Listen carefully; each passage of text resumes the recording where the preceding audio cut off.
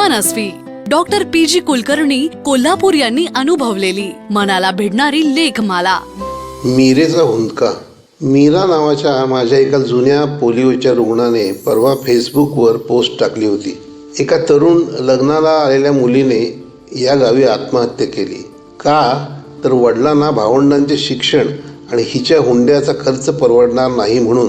तशी चिठ्ठीही तिनं मागे ठेवली. त्या मुलीच्या भावाला मीराने काही आर्थिक मदत केली. मीरा अशा संबंधात भरीव काम करते. परवा तिचा मला फोन आला. ती म्हणत होती, डॉक्टर, मराठवाडा अविकसित आणि दुष्काळी भागात शेतकरी आत्महत्या करतात. त्यांचं कारण फक्त दुष्काळ नाही. दुष्काळ तर तो अनंत वर्षापासून भोगत आलाय. पण दुसरं महत्त्वाचं कारण इकडील हुंड्याची प्रथा. आपलं लेकरू चांगल्या घरी जावं यासाठी बाप कर्ज काढून हुंडा देतो. त्यात शेतीसाठीचं कर्ज आणि त्यात दुष्काळ म्हणून शेवटी आत्महत्येचाच उपाय उरतो. पण निदान आपल्या लेकराचं मुलीचं लग्न झालं म्हणून तो मरण पत्करतो. मीरानं पाठवलेली पोस्ट त्याहूनही गंभीर होती. इथं त्या तरुण मुलीनंच आत्महत्या करून भावाला व वडिलांना जीवदान दिलं होतं. कुठल्याही प्रश्नाच्या पोटाशी जाऊन त्याची उकल करणं आपल्या समाज धुरीणांना नको आहे. वरवर समस्या हाताळून वेळ निभावून नेण्याची सवय असलेल्या राजकारण्यांनी या गोष्टींचा मूलभूत अभ्यास केलेला नाही. राजकारणासाठी TV कॅमेऱ्यासमोरून उन्हातून फेरी काढायची व गतप्राण झालेल्या शेतकऱ्यांच्या घरातील लोकांचं खोटं सांत्वन स्वतःच्या राजकीय खेळीसाठी करायचं हा सोस आता बास झाला. आत्महत्येच्या मुळाशी हुंड्याची प्रथाही दडलेली आहे.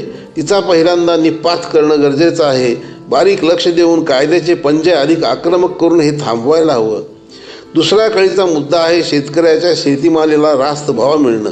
भाजी मार्केटमध्ये तयार होणारे सौदे, 5 रुपयांना किलो कांदे, नाईलाजाने आणि सडेपर्यंत पडणारे टोमॅटोचे ढीक, 50 रुपयांना द्यावी लागणारी 200 लिंबांची पोती, हे उघड्या डोळ्यांनी आपण आणि सरकार पाहत आहोत.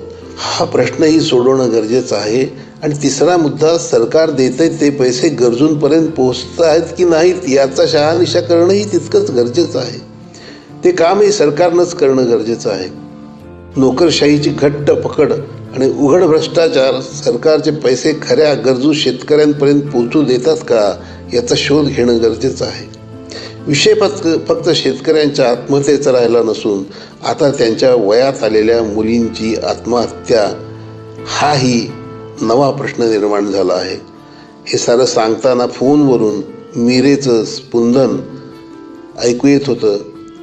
खरा सामाजिक कार्यकर्ता कसा असावा हे त्या मीरेच्या हुंदक्यातून मला जाणवत होतं.